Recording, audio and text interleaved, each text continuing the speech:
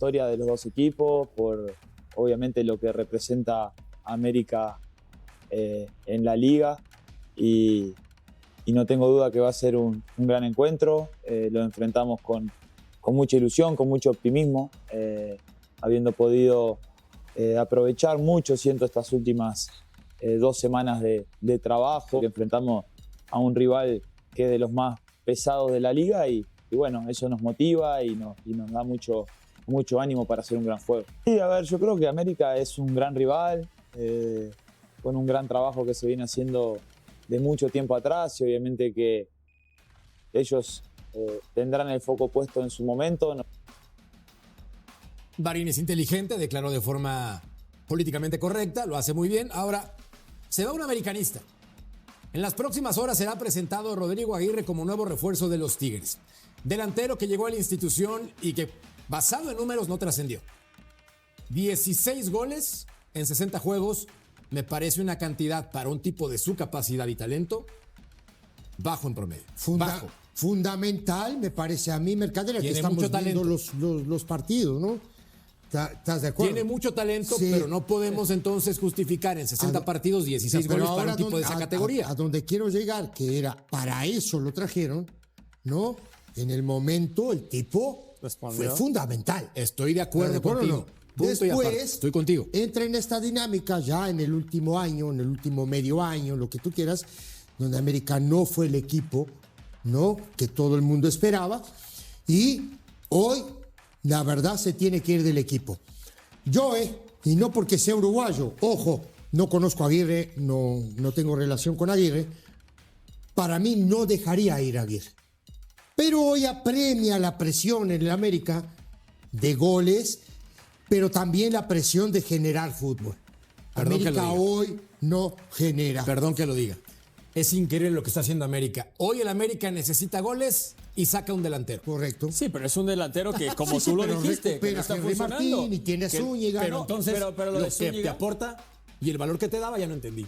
No, aportó los momentos indicados, lo platicamos. Ese penal, en momentos importantes estuvo Zúñiga. Y creo que eso es lo que a veces hace grandes a los delanteros. Mismo Henry Martín metió ese penal contra Cruz Azul en una final súper apretada y fue campeón en la América. Se acabó. Se acabó. Entonces, esas cosas viven en los jugadores. ¿Y el penal que tira Aguirre? Sí, en el 4-3 contra Cruz Azul. Esos momentos son los que te hacen brillar. Claves. Aunque hayas hecho solo 16, 15 goles, los que sean. Pero yo sí creo que están apagados los delanteros del América. Repito. Yo siento... Perdón, DJ. Sí. No, solamente para aclarar el punto.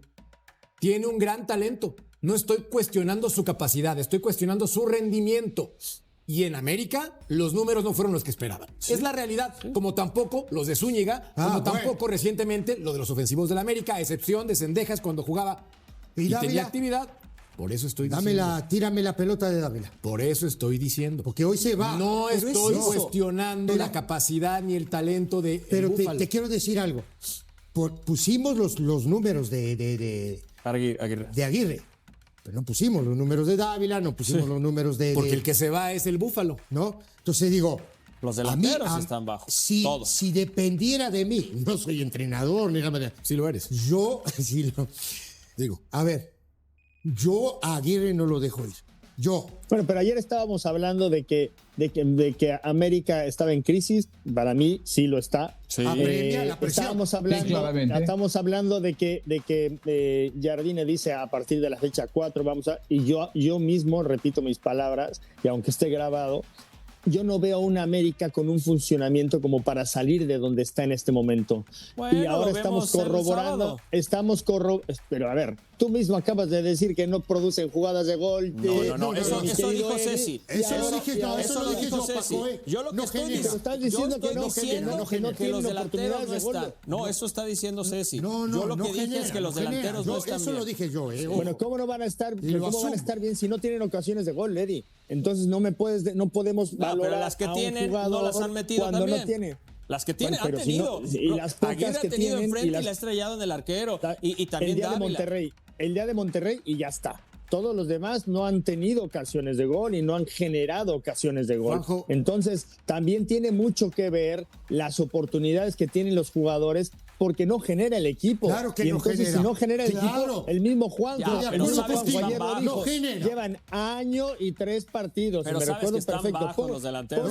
Ponle play, Juanjo. ¿Cuánto llevan así? Año y 3 partidos. Ahí Ya está, es crisis. mírala. Año y 3 partidos. por cierto, son eso 3 lo has dicho partidos. mucho tiempo, En un club Juanjo. gigante como, ¿Qué? en un año. club gigante como América, un año y 3 meses es un siglo, es una eternidad. Y me está demostrando Jardine que le falta grandeza. Porque en el éxito son todos unos fenómenos, todos se quieren, todos son agradables. Ahora, en la mala, ahí es donde Jardine tiene que demostrar que él defiende o no a sus soldados. A ver, Y lo lo está primero haciendo. que hizo fue soltarle la mano al director deportivo, No. perdón, le soltó la mano, te estoy escuchando, Eddie, hace un rato, déjame que diga algo. Sí. Lo primero que hizo fue soltarle la mano al director deportivo, es decir, responsabilizándolo por el fracaso de él, al director deportivo. Si él dice que el mercado de pases que le hicieron no fue bueno y por eso se va al director deportivo, es problema de Jardine, porque cuando el entrenador se queda, está avalando el mercado de pases, no hay excusas. Y por otra parte, estás dejando ir a tu centro delantero que dentro de 4 meses va a jugar un mundial con Uruguay. increíble.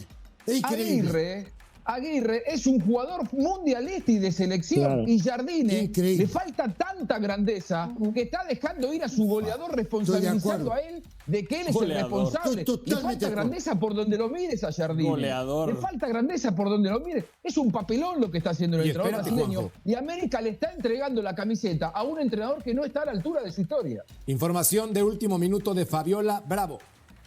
Colo-Colo reactivaría las negociaciones por Dávila y la Pantera Zúñiga también estaría en la lista para salir en los próximos días. ¿Qué te va a quedar con un punta? Pero Solo bueno, con A mí Henry no me Martín. reclames. No funciona. No, Háblale a tu ¿qué tienes directiva. reclamando? ¿Yo qué tengo No que ver? funciona. Por A ver, quédense atacando con el portero. Yo funciona. no tengo nada que ver. En la fecha 4, te vas a deshacer de todo tu delantera. Imagínate Pero si sí, está pero ni planificando están, las cosas. tampoco. ni están, Paco. Ojo, 0 goles en 3 partidos. No está ¿Y la a quién vas a delantera. traer en la fecha 4, Eddie? Bueno, pero entonces no hay no está. planificación. Háblame entonces de la planificación.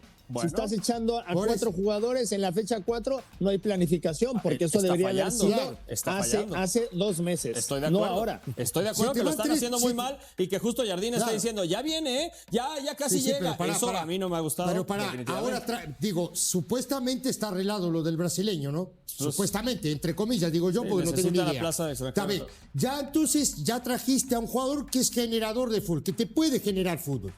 ¿Qué te va a quedar con un punta? Estamos todos locos Claro. acá. Estamos todos locos. Papelón lo de Jardine. Nah. No entiendo nada. Mira, el plan que tiene América es la plaza de delantero tienen uno en la mira para después del Mundial y es Raúl Jiménez. A Raúl Jiménez se le vence el contrato mayo.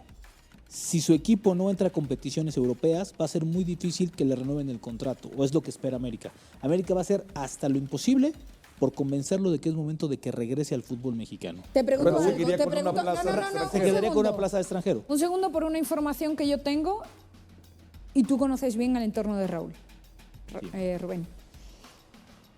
Si después del Mundial va el Sevilla Fútbol Club Ah, bueno. por Raúl, aunque le ofrezca la mitad de la mitad que le ofrece América, Raúl no se viene. No, a ver, la prioridad de Raúl es quedarse en Europa, evidentemente. Pero bueno, si tiene la opción, O y una opción retirarse en importante. A ver, Raúl tarde que temprano se va a retirar en quiere América. retirar. Él lo ha dicho, él quiere jugar de nueva cuenta. Pero en él va a América. quererse mantener Claro, en Europa, obviamente, claro. lo más. Hombre, viene América, Sevilla por ti. y América va a aprovechar el tema del Mundial y después de ahí, a ver, ya no vas a tener contrato. si no Depende renuevan de con cómo la vaya el Premier League. Mundial. Sí, Claro. También. No, No, y depende, aparte, cómo del esté club. para Ojo, cuando quiera si regresar el la club América, entra a también tiene que llegar competencias con la europeas, forma, ¿no? Que el difícilmente club lo van a también- dejar. Está cerca, ¿eh? Exactamente, el club Está también cerca. lo quiere, ya están Claro. hablando de que lo querían renovar. Claro, ya. claro. Entonces todo depende de él, Destino. ¿Qué querías decir? Que si no quieren a Nico Ibáñez, que Cruz Azul lo agarre. Es un 9 perfecto. Que sonó Excelente, ¿no? que Para Cruz Azul es en el espectacular. día dijeron Mismo que América, Ustedes no lo quieren. en el día dije-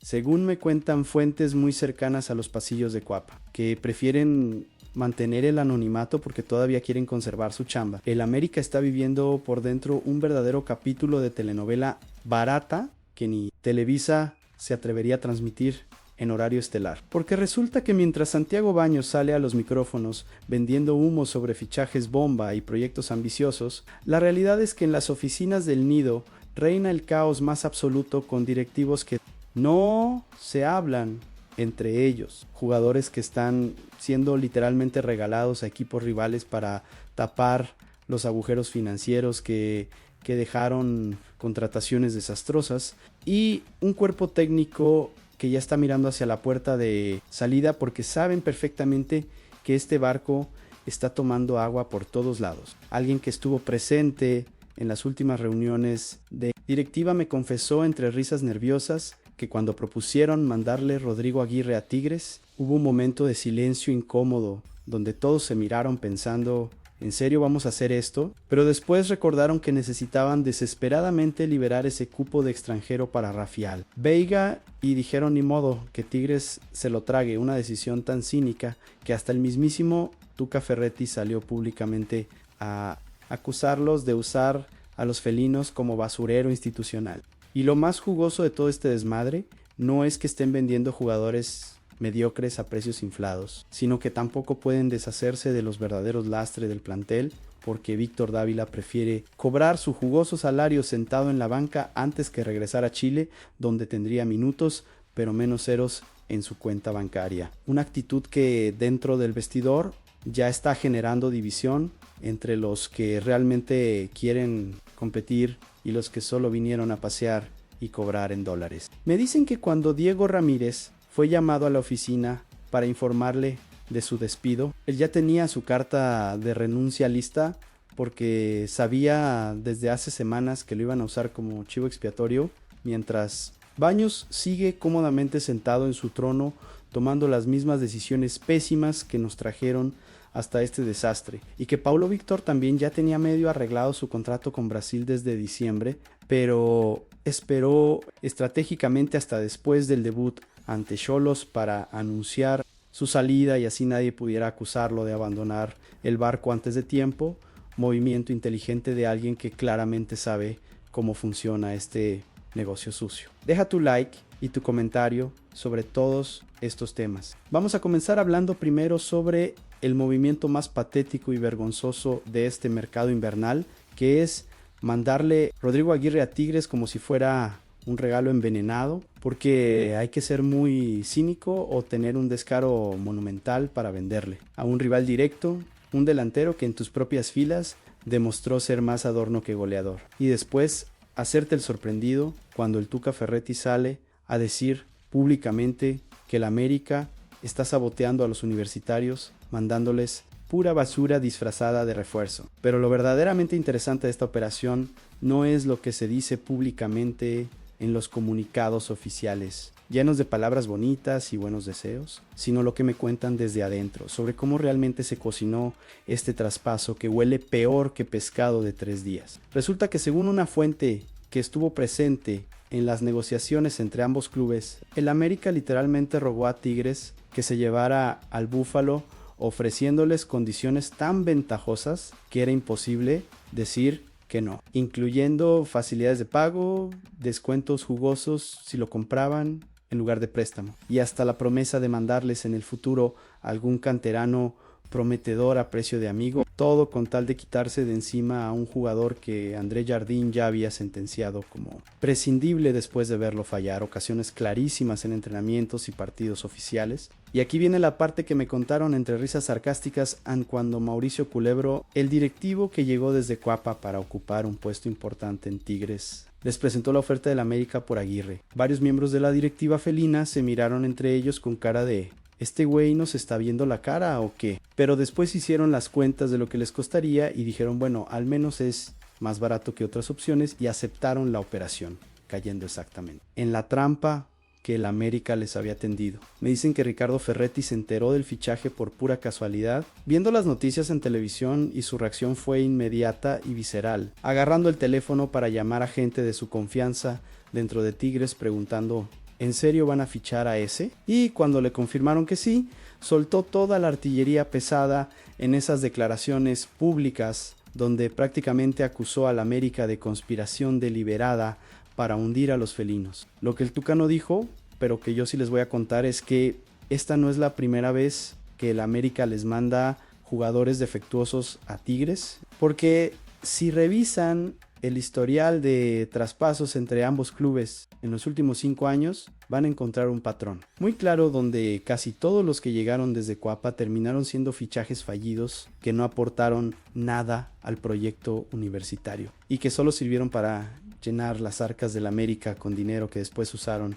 para fichar más extranjeros costosos. Los detalles contractuales de la operación Aguirre todavía están envueltos en misterio, porque mientras algunos periodistas dicen que es compra definitiva, otros aseguran que es préstamo con opción. Y cuando le pregunté directamente a mi fuente dentro del América, me contestó con evasivas diciendo: depende de cómo lo quieras ver en el papel. Lo que básicamente significa que hay cláusulas raras y condiciones ocultas que ninguno de los dos clubes quiere hacer públicas, porque saben que si la afición se entera de los verdaderos términos del acuerdo, se armaría un escándalo monumental.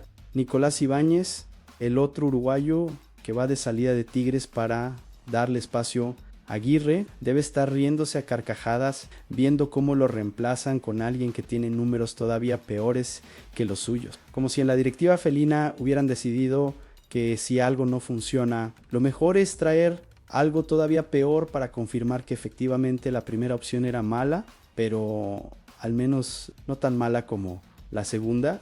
Yo creo que el Tuca tiene razón en estar furioso, pero su enojo debería multiplicarse por 10 y dirigirse directamente hacia Mauricio Culebro y los directivos de Tigres, que siguen cayendo una y otra vez en las mismas trampas del América, como si tuvieran memoria de pez dorado. Ahora vamos a meternos en el tema jugoso de Rafael Veiga, el supuesto fichaje salvador que viene a revolucionar el mediocampo azul crema, pero que todavía no puede ser registrado porque la directiva de Cuapa está descubriendo en carne propia que es mucho más fácil traer jugadores que deshacerse de los que ya no quieres, especialmente cuando esos jugadores tienen contratos millonarios y cero interés en irse a otro lado donde ganarían menos. Según me contaron fuentes muy cercanas a las negociaciones con Palmeiras, el América está pagando una fortuna por el préstamo de Veiga con opción de compra obligatoria. Pero lo verdaderamente vergonzoso es que esa opción de compra se activa con cláusulas tan fáciles de cumplir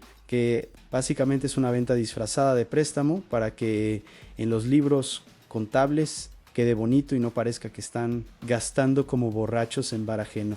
Me dicen que Palmeiras se está riendo a carcajadas de la directiva azulcrema porque lograron imponer todas sus condiciones en el contrato, incluyendo una cláusula que obliga a la América a comprar definitivamente a Veiga si el jugador participa en apenas el 50% de los partidos oficiales, lo que significa que a menos que Jardín lo deje en la banca todo el torneo a propósito, van a tener que desembolsar los millones de dólares que están pidiendo los brasileños sin chistar. Pero el verdadero circo de esta operación no es el acuerdo con Palmeiras, sino el intento desesperado por liberar un cupo de extranjero. Porque resulta que Víctor Dávila, quien estaba prácticamente empacado para irse a Colo-Colo con Fernando Ortiz, decidió en el último momento plantar bandera y decir: yo de aquí no me muevo, cuando vio los números que le ofrecía el equipo chileno comparados con lo que actualmente cobra en Cuapa.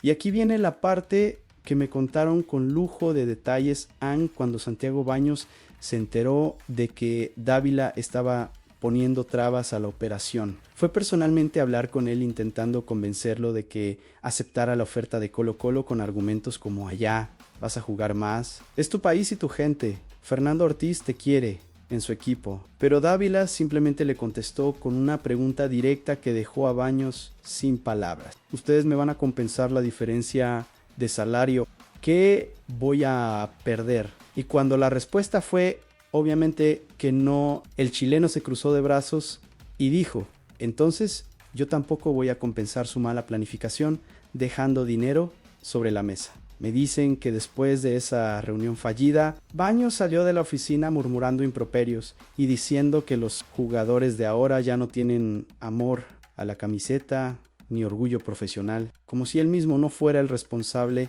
de ofrecerle ese contrato estratosférico a Dávila en primer lugar, sabiendo que después sería imposible moverlo si las cosas no funcionaban con Dávila bloqueando su salida como si fuera el último bastión de resistencia contra la injusticia laboral. Ahora la directiva está mirando hacia José Raúl Zúñiga esperando que la Pantera sea más flexible y acepte irse a otro equipo, pero según me contaron, Zúñiga tampoco está muy convencido de salir porque sabe que si se queda sentado en la banca cobrando su salario sin jugar, a fin de año habrá ganado más dinero que sí se va a un equipo chico donde sí tendría minutos pero con un sueldo muchísimo menor. Entonces, la pregunta que todos en Cuapa se están haciendo, pero que nadie se atreve a decir en voz alta, es ¿qué pasa si ningún extranjero acepta irse y Rafael Veiga llega a México pero no puede ser registrado? ¿Lo van a tener entrenando con el equipo sin poder jugar oficialmente mientras le pagan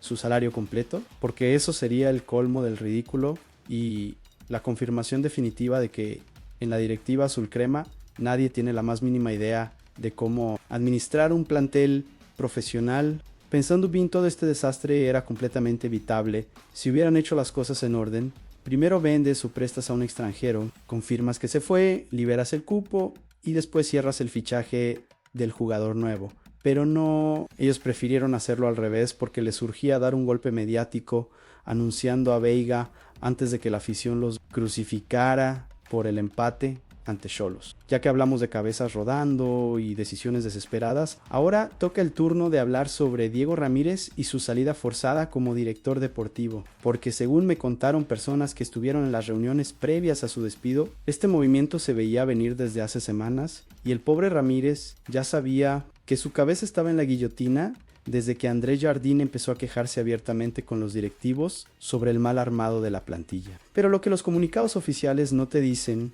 y yo sí te voy a contar, es que la verdadera razón del despido de Ramírez no fue solamente su mala relación con Jardine, sino que se convirtió en un estorbo político para Santiago Baños, quien necesitaba urgentemente un chivo expiatorio para calmar a Joaquín Barcárcel y a los altos mandos de Televisa, que estaban furiosos con el inicio de torneo y exigían que rodaran cabezas de inmediato. Me dicen que en una reunión privada que tuvieron Baños, Barcárcel y otros directivos importantes del grupo Televisa, se puso sobre la mesa directamente la pregunta de ¿quién va a pagar por este desastre? Y después de analizar las opciones, decidieron que sacrificar a Diego Ramírez era la jugada más conveniente políticamente, porque él no tenía el poder ni los contactos para defenderse, mientras que despedir a Baños hubiera sido admitir públicamente que la gestión completa está siendo un fracaso. Según mi fuente, Santiago Baños intentó por todos los medios salvar a Ramírez,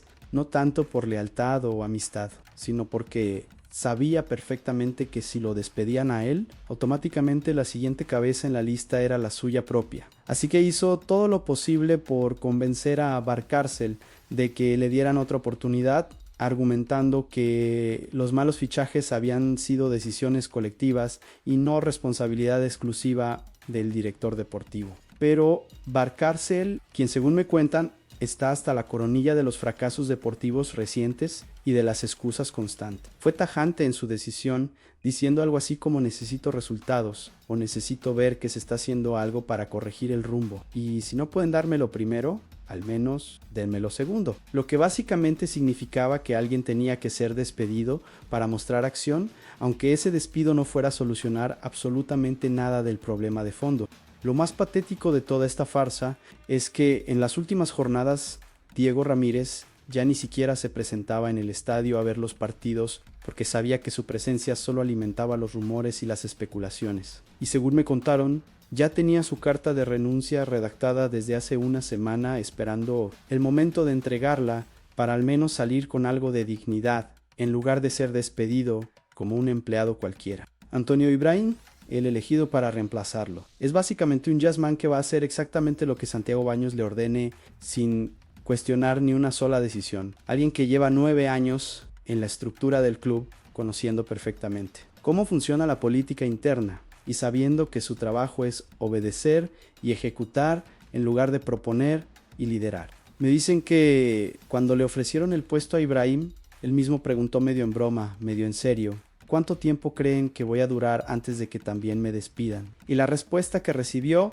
fue un silencio incómodo seguido de un depende de los resultados. Lo que básicamente significa que es carne de cañón lista para ser sacrificada en cuanto las cosas sigan saliendo mal. Yo creo que Diego Ramírez era un incompetente en muchos aspectos de su trabajo, pero al menos tenía el valor de defender sus decisiones y de intentar hacer cosas aunque fueran equivocadas. Mientras que Antonio Ibrahim va a ser simplemente un títere que firma los papeles que le pongan enfrente, mientras Santiago Baños sigue siendo el verdadero responsable de todas las decisiones importantes, sin asumir nunca las consecuencias de sus errores, hablando precisamente de ratas inteligentes que abandonan el barco antes de que se hunda completamente. Ahora tenemos que mencionar a Paulo Víctor Gómez, el auxiliar técnico de André Jardín, quien según fuentes muy confiables dentro del cuerpo técnico ya tenía arreglado desde diciembre su contrato con la Federación Brasileña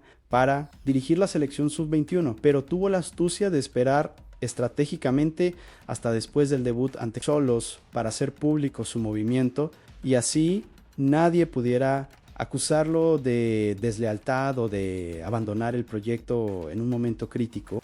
Me contaron detalles jugosos sobre cómo se cocinó esta salida, porque resulta que Paulo Víctor empezó a recibir llamadas desde Brasil desde noviembre del año pasado, cuando la Federación Brasileña comenzó a buscar candidatos para el puesto y aunque al principio mostró dudas sobre dejar el América en medio de un torneo, después de ver cómo se estaba armando el plantel y escuchar las quejas constantes de Jardín sobre la falta de apoyo de la directiva, tomó la decisión de que era mejor momento para marcharse que esperar a que todo explotara. Según mi fuente dentro del cuerpo técnico, Paulo Víctor le confesó a André Jardín su intención de irse hace casi un mes, pero ambos acordaron mantenerlo en secreto hasta encontrar el momento adecuado para hacerlo público, sin que pareciera una deserción en medio de la crisis. Por eso esperaron hasta después del primer partido oficial del torneo para soltar la noticia, calculando que para entonces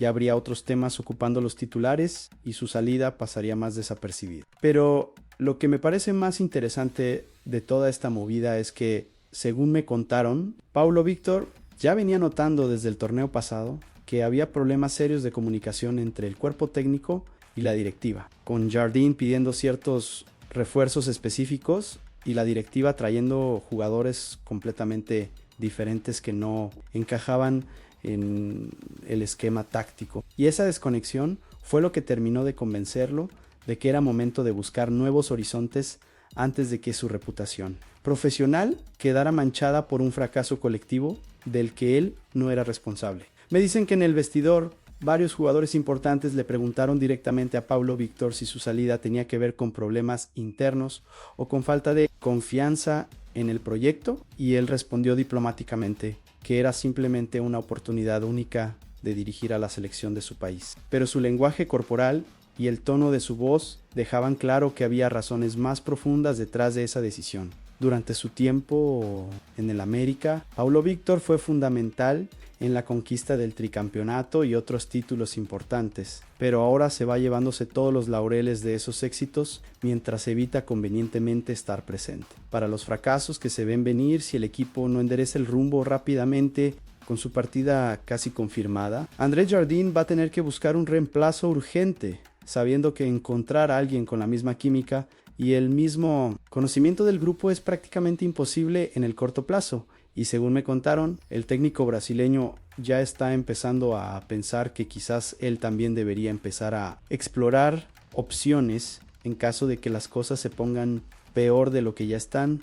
Pensando bien, la salida de Paulo Víctor en este momento preciso huele a estrategia bien calculada de alguien que sabe exactamente cuándo es momento de saltar del barco antes de que sea demasiado tarde, y no lo culpo para nada porque en el fútbol mexicano las lealtades duran lo que dura un mal resultado. Cambiando completamente de tema, pero manteniéndonos en el universo de decisiones inexplicables que solo tienen sentido si asumes que los futbolistas ya no piensan con la cabeza sino con la cartera. Tenemos que hablar sobre Juan Manuel Sanabria y el movimiento más ridículo y contradictorio que he visto en años, porque resulta que este lateral uruguayo que tuvo el descaro de rechazar al Club América diciendo públicamente que su sueño era dar el salto a Europa y competir en las grandes ligas. Ahora está a punto de firmar con el Real Salt Lake de la MLS, un equipo tan mediocre y tan irrelevante en el panorama futbolístico mundial que ni siquiera los periodistas estadounidenses lo siguen con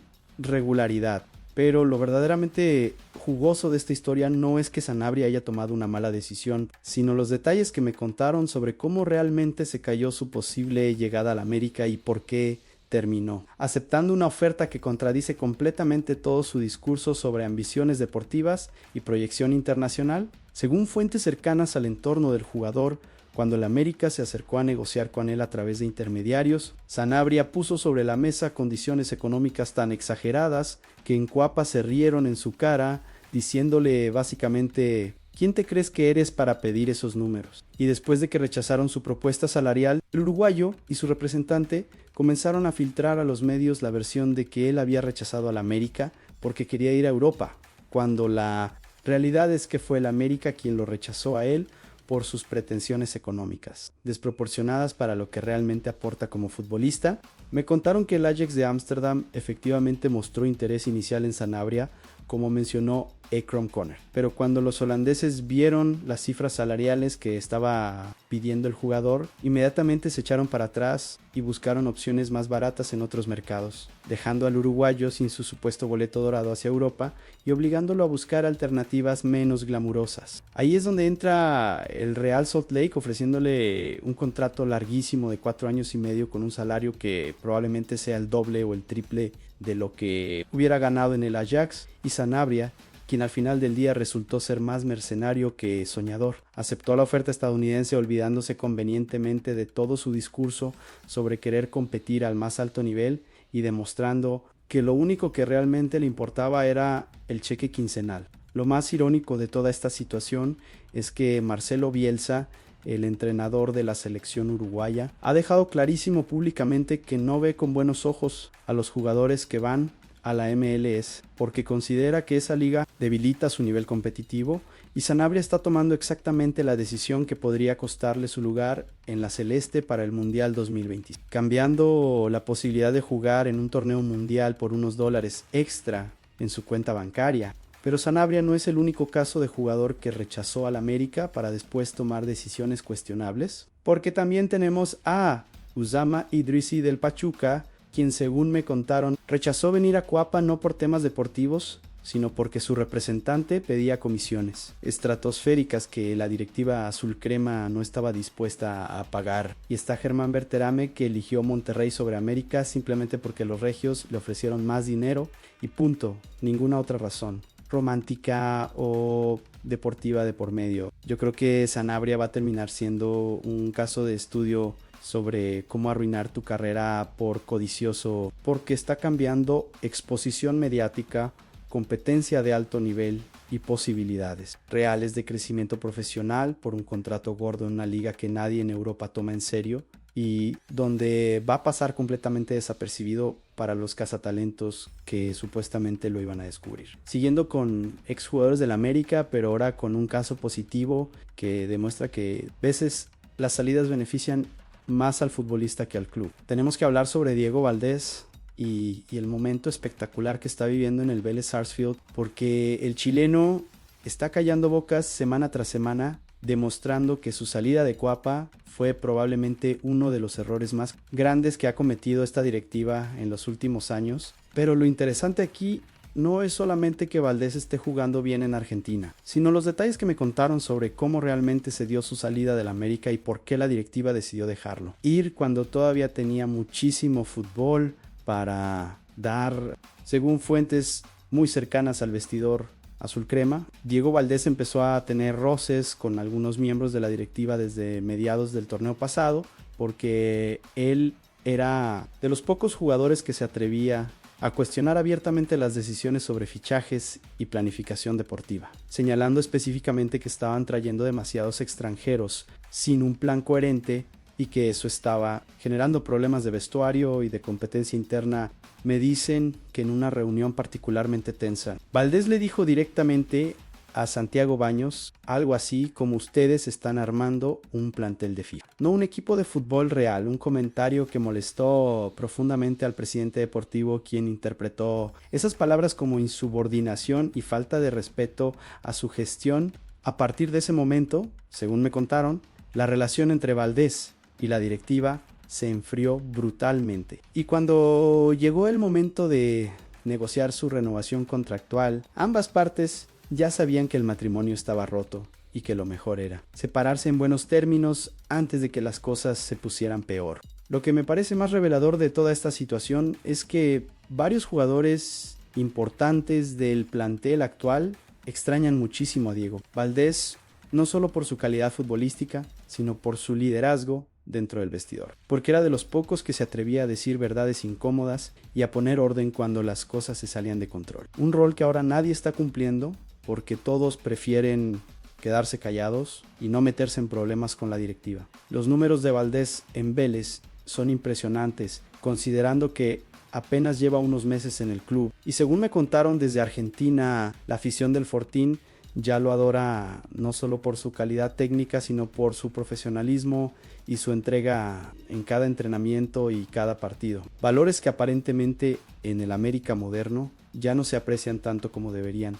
Mientras tanto, en Cuapa están pagando el precio de haber dejado ir a un jugador que entendía perfectamente lo que significaba vestir esa camiseta y que sabía cómo ganar títulos, reemplazándolo con fichajes costosos que tienen el talento, pero no tienen ni la mentalidad ni el compromiso, que Valdés siempre demostró durante su tiempo en el club. Yo creo que dentro de un par de años, cuando hagan el recuento de las peores decisiones de esta directiva, la salida de Diego Valdés va a estar en el top 3, porque dejaron ir a un crack en su mejor momento deportivo por problemas de ego y de orgullo herido, demostrando una vez más que en el América las decisiones importantes se toman con las emociones en lugar de con la cabeza.